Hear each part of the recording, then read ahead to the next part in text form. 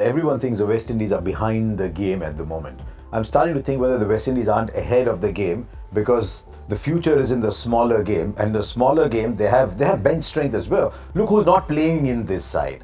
Gale is not playing in this side, Pollard is not playing in this side, Narayan is not playing in this side, the two Bravos are not playing and Russell is not playing in this side, and yet they're making 280, 300.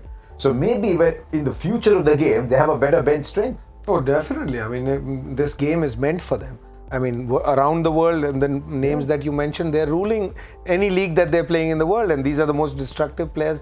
So if the game's going that way and you want to play the shorter version of the game, this is a better side. If you bring them all in and try and play a game against them, I think probably the results would be totally different. It'll be interesting to see where someone like a Hetmeyer goes, because the West Indies are producing a lot of players who then no longer play for the West Indies, and then someone else has to come in. Take a look at how much they've missed playing for the West Indies in recent times. You look at Chris Gale from 2011, he's played 260 matches. I think he'll probably end with a few thousand. He's played 12 of the 69 tests, 64 out of the 145 tests. Look at the number and the numbers in bracket. The number in brackets is the total number of games. The number alongside is the number that they have played. Look how many they have missed. What that has led to is the emergence of a Shai Hope or the emergence of a Shimron Hetmeyer, which is not happening in Test cricket. That's a different form of the game, where this kind of flair is probably a disadvantage.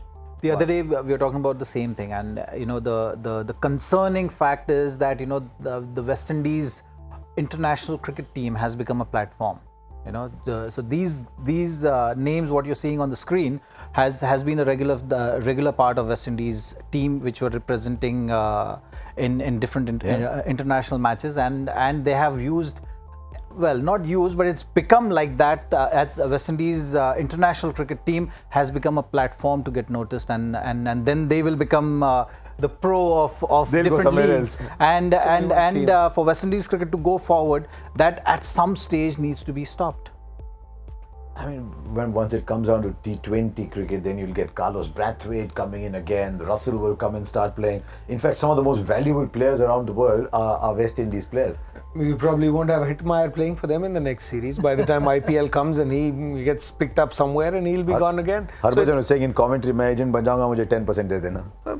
Bilkul. I think this is what we were talking the other day when saying that it's just a platform anyway.